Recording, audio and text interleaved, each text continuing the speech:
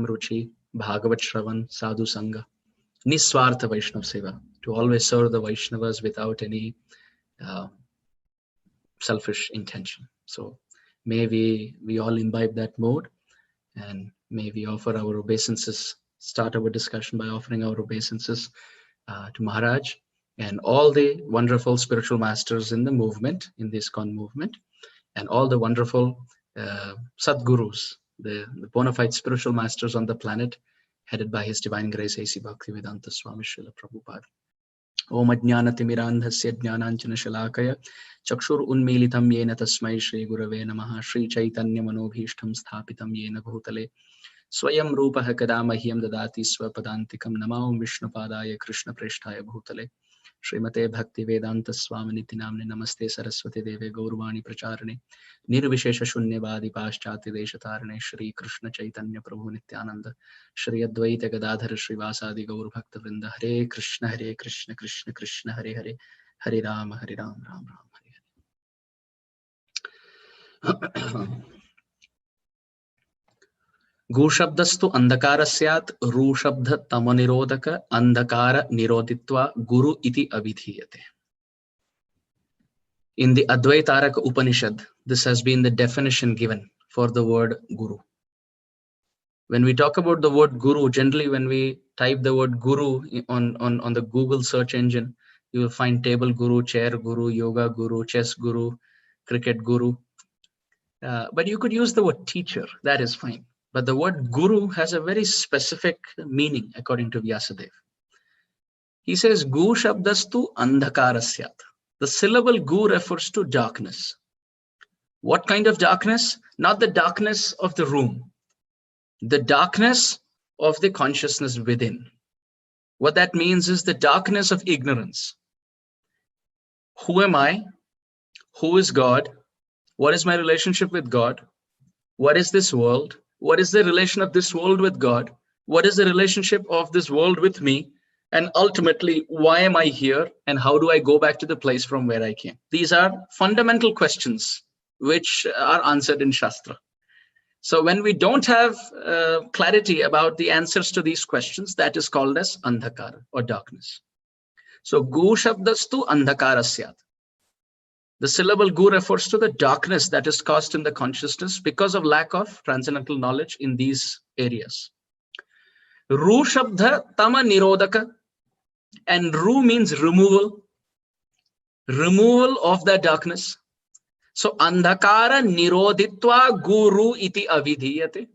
So when you put the syllables together, it refers to that personality who has a complete capability to infuse transcendental knowledge in the heart of the seeker on the basis of the Shastra, to remove all his doubts, to be an encyclopedia of knowledge, and not just knowledge of the head, realization of the heart. Tad vijnanartham sa gurumevavi gachet samitpani shrotriyam brahmanishtham. These are the two qualities of guru. What are the two qualities of guru? Shrotriyam. He must be very, very knowledgeable. Very knowledgeable. He should know everything. Now, when we say everything, don't expect guru to know the spinning velocity of the speed of an electron or the temperature on a certain planet. Now, these are not the things that the guru is supposed to know. These are details of this world. You can live in this world happily even without knowing these details.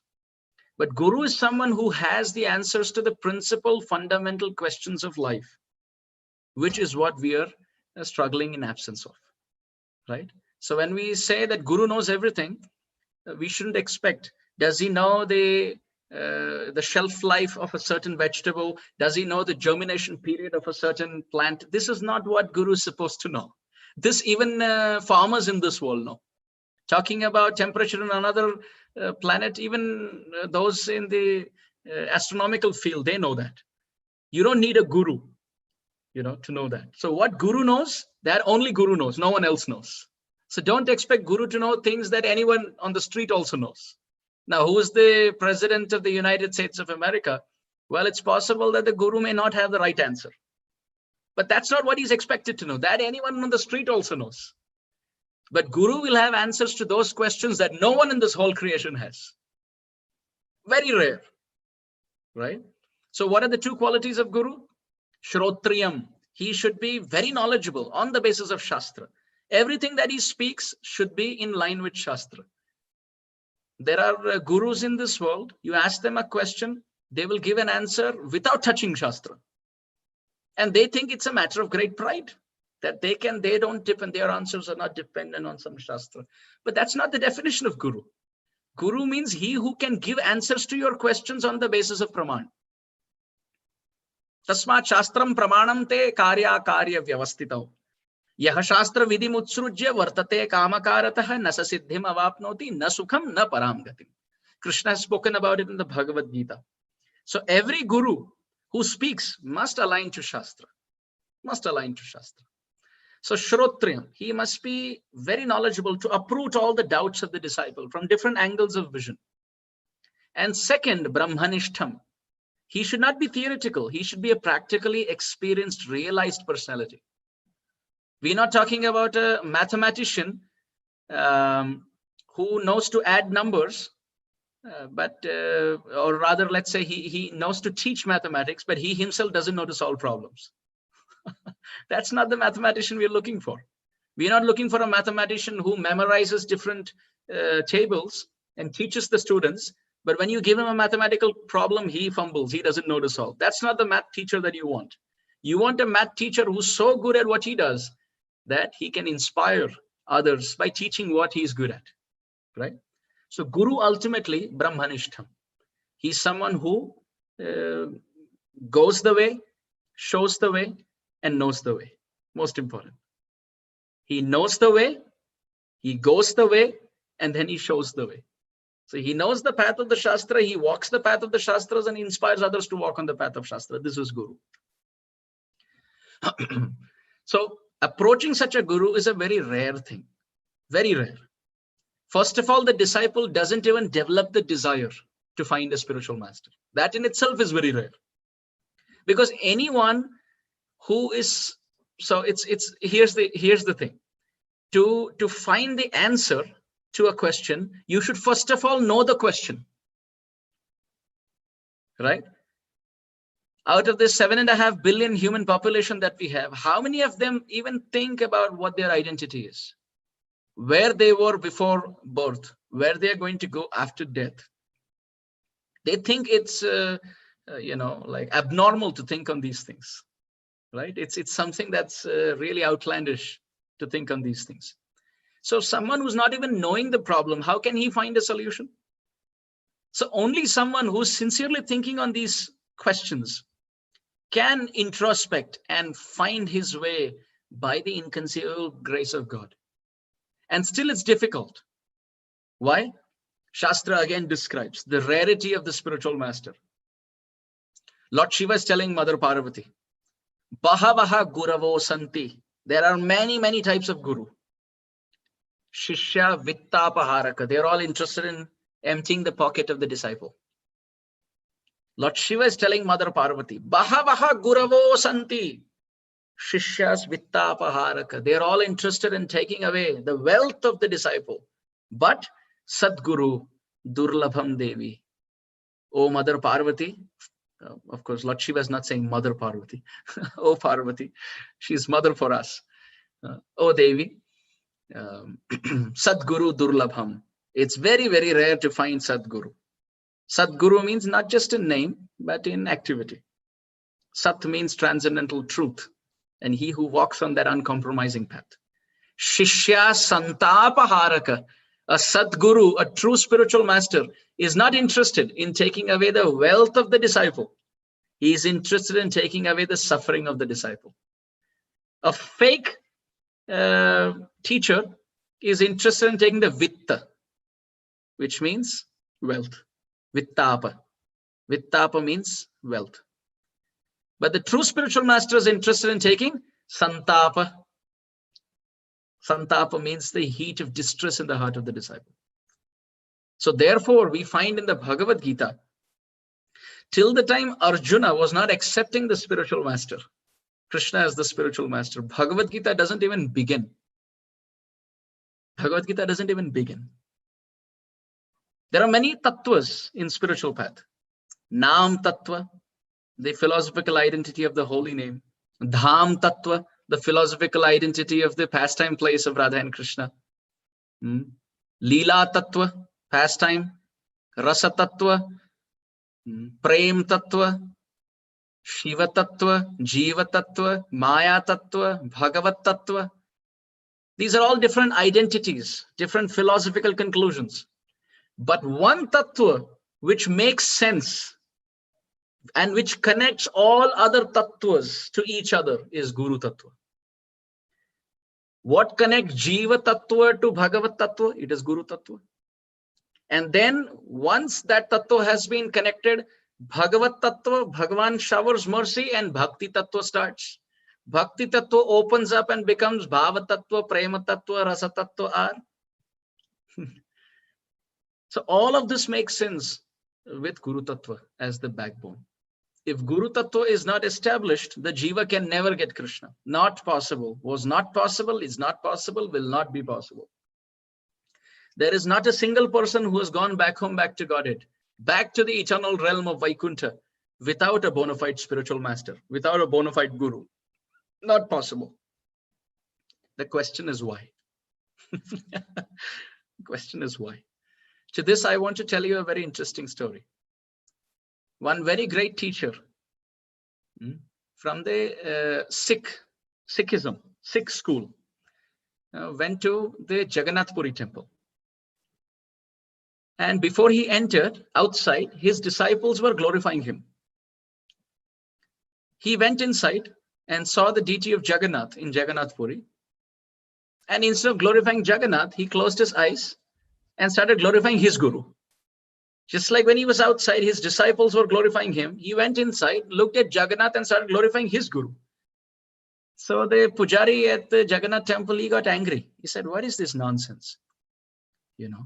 Outside, your disciples are glorifying you. Inside, you are glorifying your guru. What is going on? Between you and Jagannath, why are you bringing all this guru?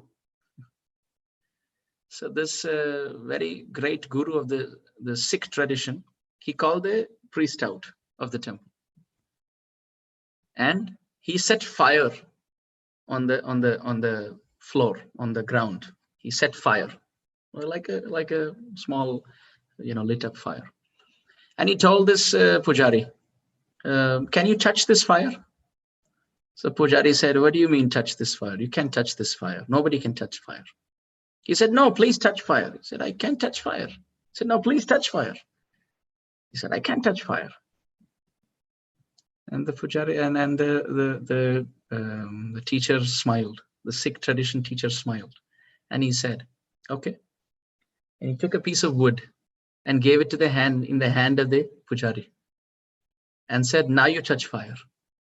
He said, now I can touch fire because I'm touching that piece of wood which can touch fire. So the wood can catch fire and I can hold wood. So in this way, I am holding something that is holding fire and therefore I'm holding fire. The Sikh teacher then smiled and he said, you can't even hold fire directly with your hands and you think you can hold Jagannath in your heart? You can hold Jagannath in your life directly? Not possible. So just like you can't hold Bhumi Rapo Analo Vayu Kham Mano Buddhire Vacha Ahankara Iti Yamme Bhinna Prakriti Rashthada Aparayam Itastwanyam Prakritim Vidhime Param Jiva Bhuta Mahabaho Yayedam Daryate Jagat. 7.4, 7.5 Gita. Krishna says that earth, water, fire, air, ether are my separated energies. So the teacher said, you can't even touch an energy of the Supreme Lord and you think you can touch the energetic directly. But the same fire you can touch with a wire medium, with a very wonderful medium as wood.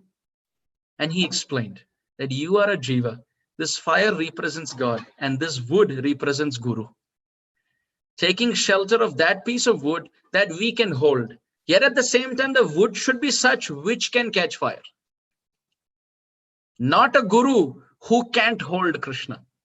He must be so pure. So basically the spiritual master is what you call as an interface, a nice buffer. So he is spiritually transcendental. So whatever he offers Krishna, Krishna will accept. But yet at the same time, he appears to be in a material form, in a human relatable form, so that we can offer our services to him, and he, being spiritually elevated, can offer it to Krishna. But the interesting thing is, this is from the perspective of the disciple. But from the perspective of the guru thinks again he's someone who can't hold Krishna. So he has a guru of his own. And then that guru again thinks I can't hold Krishna. So he has a guru of his own. And in this way, this is an unbroken chain of transparent, selfless via medium, of one medium to another, to another, to another, to another, to another, ultimately coming from Krishna. Vasudeva Sutam Devam Kamsa Chanura Mardhanam Devaki Paramanandam Krishnam Vande Jagat Guru. Krishna is the Jagat Guru. And anyone who follows Krishna becomes the Jagat Guru. Then someone who serves him becomes the Jagat Guru. And in this way, the line goes on. This is one example. Another beautiful example is that of a magnifying glass, a lens. You see in a telescope, when you use a telescope to observe any astrological, astronomical positioning, or a nice planet or a constellation, etc. What happens is, it is so big, but it's so far away that it looks very small. This is the nature of Krishna. Krishna is very big, but for a conditioned soul, he looks very far away. Therefore, he appears to be very small in our life. But when you look through a telescope, what happens? That small thing in our perspective, which is small, through the telescope looks very big. Why? Because it has a series of magnifying lenses. This is the beauty of Guru Tattva and Guru Parampara. Krishna is like an astronomical planet. He's very big. But at the same time, he looks very small and very far distant in our life. But when we look through the telescope of the Guru Parampara, what happens? We have one after another, after another, after another, transparent magnifying lenses in the form of the spiritual masters in the Parampara. And what is the nature of the magnifying lens? It brings a far-fetched object close in the domain of sense perception, right? But here's the interesting thing. The magnifying lens is all transparent. Therefore, one can magnify what the previous one has already magnified. Imagine if one of these lenses is opaque, is not transparent, then you can't see it. If one of them is not transparent, it is, let's say, opaque, you can't see the astronomical object. So similarly, if one of the spiritual masters in the line deviates from the instruction of his guru, then the parampara becomes faulty. This is why evam parampara praptam imam rajarshayo vidu sa kale neha mahata yogo nashta parantapaha. Krishna says in the Bhagavad Gita, I have spoken this in the past, but it has got lost with time. This is the significance. Where one of the person starts becoming opaque and opaque and opaque and opaque and opaque by 1 degree, just like a pilot. He has to move according to the directions that he's offered in the aircraft. But if he takes 1 degree off, and then another degree off, and then another degree off, and before he believes and understands, he's landing in a different country altogether. So therefore, the glory of the spiritual master is in repeating what he has heard from his spiritual master. But again, with praman from Shastra. Like a guru in that line cannot just say something from his heart without sadhus in the parampara also saying it, and Shastra also confirming it. So we were mentioning all of this to understand the glory and the importance of the spiritual master, to understand the potency and the need and the emergency and the urgency of this spirit. I'll give you a very nice example. This example, I'm saying very nice example because I remember this example whenever I think of Guru Tattva. There is a very beautiful verse. It says that the occasion is, or the context is,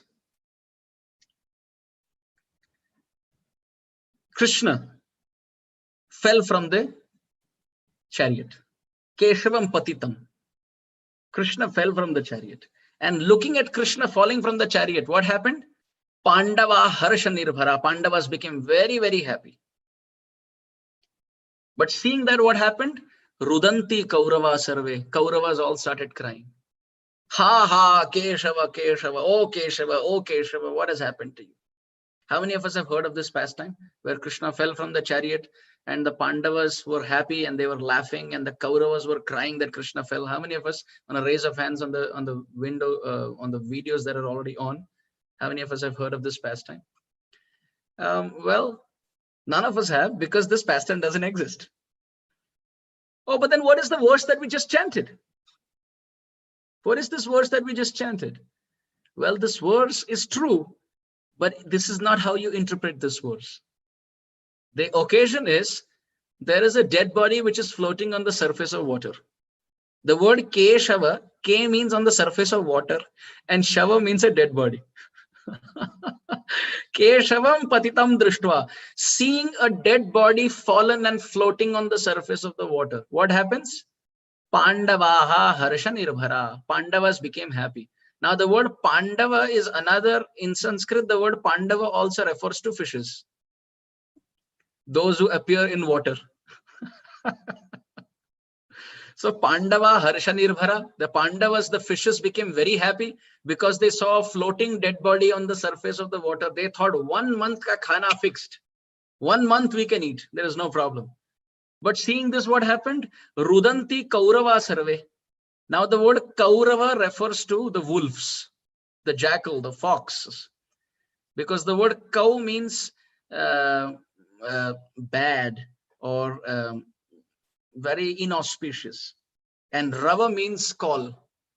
So when the jackal or the wolves, they howl, this is considered to be Kaurava, an inauspicious shout. So just like the word Pandava, apart from the Mahabharata, Pandava refers to the fishes. The word Kaurava, apart from the Mahabharata, refers to those which have a very inauspicious way of calling. That is the wolves and the jackals. Rudanti Kaurava sarve. They all started crying because they can't swim in the water and eat the dead body. They are thinking, only if this body was on the surface of the earth, on the ground, we could have enjoyed. And therefore they started saying, ha ha, alas, alas, Keshava. Keshava. On the surface of water, there is a dead body. On the surface of water, there is a dead body. So dear devotees, if we read Shastra and we can come across a verse like Keshavam patitam drishtva Pandava harsha nirbhara rudanti kaurava sarve ha ha Keshava Keshava, what is going to happen to our study? We are going to come to an exactly wrong, opposite conclusion of something that doesn't happen, doesn't exist. But it needs a knowledgeable, realized, experienced spiritual master to give the right interpretation and the right conclusion to the apparently confusing verses of Shastra. It is the spiritual master who reconciles. When the spiritual master reconciles, then everything makes sense. I'll give you another example in this regard. I like to give this example of cooking because that's one out of the many things that I don't know. Cooking is one of them. I'm a pathetic cook. And not that I'm proud of it, but I wish I was better. But out of the many things that I don't know, cooking is one of them. So therefore, this example that I'm about to say makes more sense. Imagine you give me 10 different ingredients and you tell me to cook. What do you think I'm going to cook with those 10 different ingredients? Well, I'm going to still make the khichdi because that's the only thing I know. At least that's the thing I think I know. So you give me those 10 ingredients and what am I going to cook? I'm going to cook the same thing that I know every time. But those 10 ingredients, you give it to a Mataji or an expert cook who really knows the do's and don'ts on the kitchen war front. She knows it. So you give those 10 ingredients to her, what's going to happen? We don't eat khichdi anymore. We taste the best of her ability. Right? So the verses of Shastra are like the different ingredients in the kitchen. When we read them, we can decipher and decode and understand to the best of our ability. That's all, nothing more. But when this comes from the lips of a great chef who is having unparalleled expertise in the kitchen of the Shastra with the ingredients of the verses. Then when we now taste it, we don't taste what we can grasp, we taste what they can give. Hare Krishna. This is the need of the spiritual master. This is the glory of having someone who has reached that great state of elevation. Therefore, coming back to our Bhagavad Gita, we find that many times devotees ask this question, that when Krishna is speaking from the second chapter, Sri Bhagavan Uvacha happens in the second chapter, then why even include the first chapter in the Bhagavad Gita? Is it a mistake? Maybe Bhagavad Gita has only 17 chapters. First chapter has no Sri Bhagavan Uvacha. Krishna is not speaking a verse there. Then why even include the first chapter? Dear devotees, the first chapter is the most important chapter of the Bhagavad Gita. We read the first chapter of Bhagavad Gita and we see that Drishtva tu Pandavanekam Vyudam Duryodhanastata Acharyam Upasangamya Raja Vachanam Abravit Pashaitam Panduputranam Acharyam Mahatim Jamum Vyudam Drupada Putrena. We see all these verses and we think, what is there? Just arranging of the army? Something very, very, very, very intricately significant is there in the first chapter. Dear devotees, the first chapter represents Arjuna, or it shows Arjuna in a certain state of consciousness. In the first chapter, Arjuna is in the mood, just show me the difficulties in life and I will solve them. Krishna, you take me to where my problems are and I will solve them. I know how to solve my life. I know how to solve my problems. This is our mentality. We pray to God so that he fulfills our desires. Senayor ubhayor madhye ratham sthapayame achyuta. Arjuna is telling Krishna, I know where this has to be taken. You simply follow me. When we approach bhakti to pray to Krishna, to tell him what has to be done in our life, we are still battling the first chapter of Bhagavad Gita in our life. Still the first chapter, because we think I can solve everything. Yeah, I need chanting Hare Krishna little on the side and little reading everything. But ultimately when problems come, I know how to deal on the basis, because I am from IIT Baba. I am from IIM Ahmedabad in Calcutta, and I am from Indian Institute of Science in Bangalore. I am a well-established IT professional with 25 years of work ex in North America. I know how to figure things out. This is our problem. We are so happy about the Gandhiva that we can hold in our life, that we think we can solve all our problems. This is still keeping us in the first chapter of our life. When Arjuna falls on his knees, Karpanya dosho pahatasva bhava prichhami tvam dharma samuda cheta yachreyasya nishchitam bruhitan me shishyasteham shadhimam tvam prapannam. Second chapter, 7th verse Bhagavad Gita, when Arjuna says, my Lord, what to speak of solutions? I don't even know what true problems in life are. I don't even know why they're coming to me. I don't know who I am. My Lord, you please help me. Till now, I thought you're my friend, but actually you're my spiritual master. Krishna, I want you to hold the reins on the chariot of my life. The day we tell Krishna that, Krishna, you don't move according to my desire. You take control of the chariot of my life. And the way you take the chariot of my life, you please give me the maturity of surrender to you, that I can trust you in all auspicious, all favorable and unfavorable twists and turns in life. When Arjuna falls on his knees and tells Krishna, I am your disciple and you're my spiritual master, now you please guide me. That is when Bhagavad Gita begins. For food to be digested, there must be hunger. For the seed to fructify and come out with a beautiful plant and a tree and fruits, the land must be fertile. So the first step in our life is that hunger, that helplessness, that desperation, that on my own, I cannot solve the problems of life. I cannot solve birth, old age, disease, and death. I cannot solve the suffering caused by my restless mind, suffering caused by others, suffering caused by natural calamity. Look with Corona, how all of us are just, sitting in tethered to one corner of our house. We're all chairborne. At one point we were airborne, but now we are all chairborne. We're all sitting in the chair all day. One little virus can do this to us, and all of our scientific technology and all of our pride for talents and skills and abilities is all down to the dumps, right? When we realize I am helpless, Krishna, you please help me. Then we transition from the first chapter to the second chapter of Bhagavad Gita as far as realization in life is concerned. Bhagavad Gita is not to be just memorized. It is to be led with experience. So till the time we, on the level of false ego, think that I don't need anyone, first chapter. When we realize I need a spiritual master to help me, second chapter, 7th verse. Then the spiritual master chastises. Krishna chastised Arjuna. Klaibhyam mamsma gama partha. And Arjuna at that time did not leave the battlefield and said, hey, I just surrendered to you and you're taking advantage and you're dominating, I'm leaving.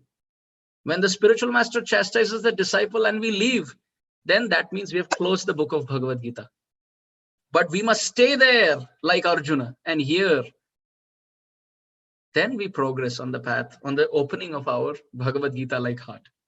So you see in the Bhagavad Gita starts when the disciple becomes disciplined to accept the spiritual master. Now come to the Bhagavatam. All the sages at Naimisharanya are headed by Shaunaka. Shaunaka wants to be headed by Suta.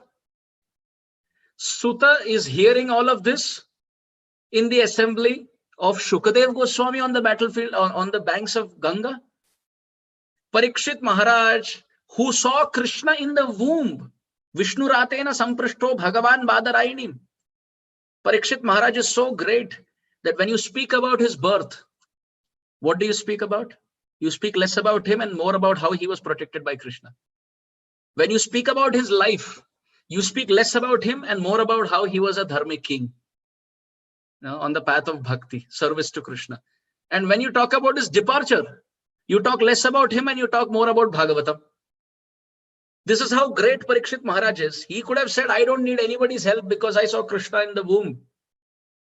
But when he was cursed to have only 7 days, he went to search for Sri Guru in the form of Shukadev Goswami. Shukadev Goswami searched for Guru and accepted knowledge from his father and of course Janak Maharaj, but his father Vyasadeva. And Vyasadeva also in the first canto we see he's confused.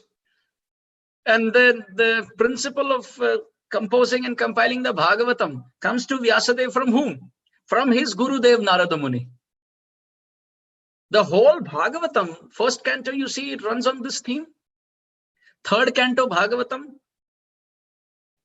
Mother Devahuti is hearing from her own son as the spiritual master, Kapila Muni. Let's come to the fourth canto.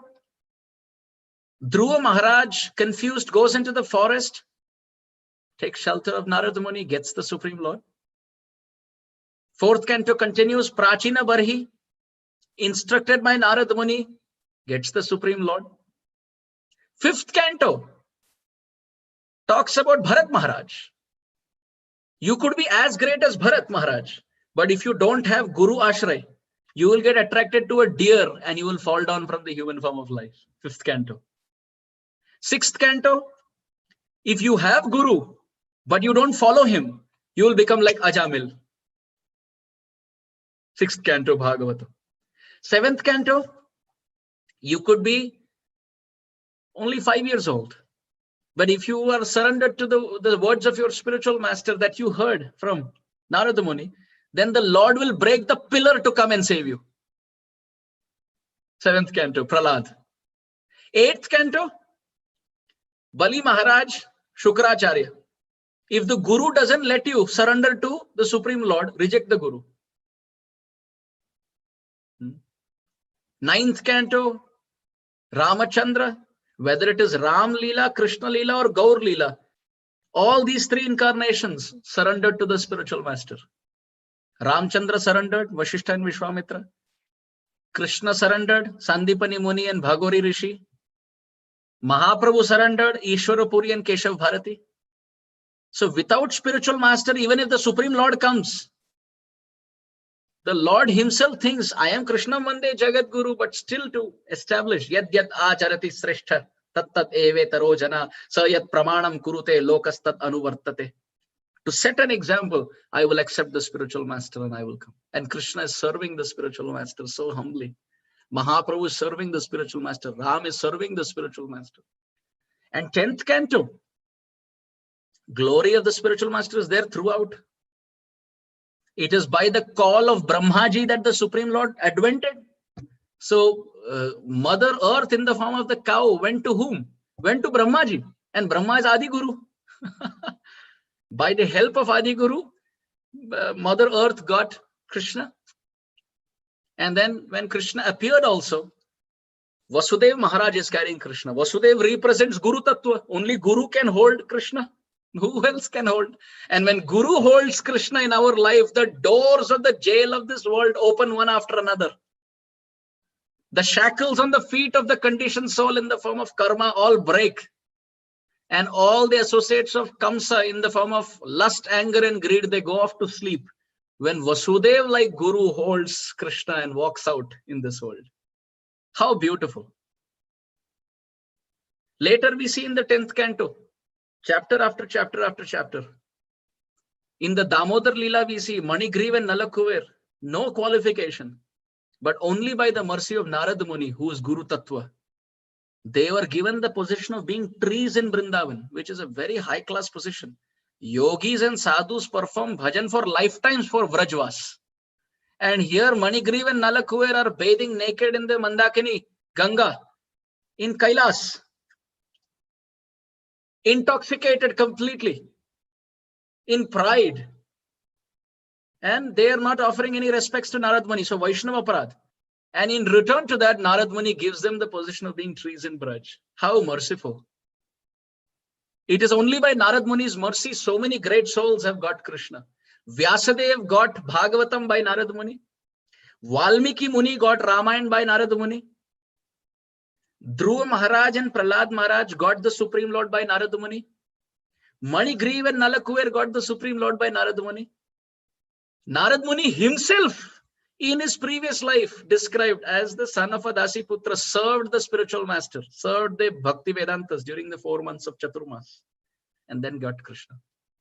Therefore, dear devotees, throughout this series of the Bhagavatam, Bhagavad Gita and Bhagavatam, every canto we see, without serving the spiritual master, we cannot get Krishna. We cannot. Absolutely, we cannot. 11th canto Bhagavatam, we can see Krishna himself gives Uddhav Gita. Uddhava, who is the disciple of Brihaspati, is now hearing from Krishna himself. And same in the Chaitanya Charitamrita we see Mahaprabhu instructing Rupa Goswami, Mahaprabhu instructing Sanatan Goswami, Mahaprabhu instructing Raghunath Das Goswami, Mahaprabhu instructing Sarvabhauma Bhattacharya, Mahaprabhu instructing Prakashananda Saraswati, and he himself being instructed by Ramananda Rai. This is our parampara. Guru never thinks he is Guru. He always thinks I am the disciple. Eka Bhagavata Bada Bhagavata Shastra, Ara Bhagavata Bhakta Bhakti Rasapatra. There are 2 kinds of Bhagavat. One is the book and another is the breathing book. That is the spiritual master. So when the spiritual master is served, then his possession, that is Krishna, is given as a gift in the heart of the disciple. Otherwise, we cannot get. Whoever has got Krishna has always got by serving someone who is very dear to Krishna. That recommendation principle is there even in this world. When you have to meet some president or prime minister without some internal approval, it's not possible. So we have to accept a very high class bona fide Rasik Vaishnav, Braj Rasik Vaishnav. And by serving him, we will get what is there in his heart. That is Krishna Prem. Therefore, Krishna has said, Mad Bhakta Puja Abhyadika. Those who say they are my devotees, they're actually not my devotees. But those who are saying they're the devotees of my devotees, they're actually my devotees. So dear devotees, this is the mood of Guru Tattva. This is the spirit of Guru Nishtha. This is the backbone on the path of bhajan. To conclude, in the Bhakti Rasamrit Sindhu, out of the 64 limbs of bhakti, The first 5 limbs talk about Guru Nishtha. First 5, Rupa Goswami talks about Guru Nishtha. And at the same time, in the Upadeshamrit, in the Nectar of Instruction, there are 11 verses by Rupa Goswami. But the 8th verse is the essence of all 11 verses. And there Rupa Goswami says, Tishthan vrajet tad anuragi jananugami kalam nayet akhilam iti upadesha saram. The upadesha saram, the essence of all instruction, is sell yourself at the lotus feet of a great soul. And you will get everything that is there in his heart. Canto 5, chapter 12, text 12, Bhagavatam describes Rahu Ganaita tapasana yati na chejjaya na nirvapanat grihatva na chandasa naiva jalagni suryo vina mahatpada rajobhishekam. This has been said by Jada Bharat to King Rahugana in the very famous conversation in the 5th canto. King Rahugana is asking, what is the way to get Krishna? And Jada Bharat gives only one answer. Tapasana yati, not by austerity. तुम कितना निर्जल करते हो, इससे कोई ठाकुर की प्राप्ति या न प्राप्ति नहीं, उससे कोई मायने नहीं रखता. How much bhajan we are doing, how exalted we are, how many years we have spent, how many shlokas we know, how many songs we sing, how many recipes we can cook, how many garlands we can make. Krishna is not very impressed by these numbers. In the corporate realm, yeah, numbers matter. Krishna is not so much concerned about these things. Rahuganaita tapasana yati, not by tapasya, then not by brahmacharya, not by sannyas, not by grihastha ashram, na chandasa naiva jalagni suryo. Even in the middle of the winter night, you stand neck deep in ice cold water, you will not get Krishna. In the middle of summer afternoon, you set 8 fires around you and sit and remember, still you will not get Krishna. Then King Rahugana feels very discouraged. He said, what is the way then? Jada Bharat says only one way. Vina mahat pada rajobhishekam. Mahat vyakti ke charan ke dhuli mein purna roop se abhishikt hona chahiye. Bathe yourself by the foot dust of a great soul. What does foot dust mean? Foot dust means instructions and mood. Bathe yourself by the instructions and the mood of a great soul. Till the time we have independence in our life, that I know how to manage my spiritual life, we are not going anywhere. We have to sell ourselves to a great soul. You tell me what to do and I'll do accordingly. When we are ready to do that, let their conceptions, their viewpoint, their ideas, their guidance override our principles. Then we make advancement. This is the essence of Guru Nishtha and Bhakti. So I'll stop here. We have about 5 minutes. So I will be very happy to hear from you if there are any questions or comments.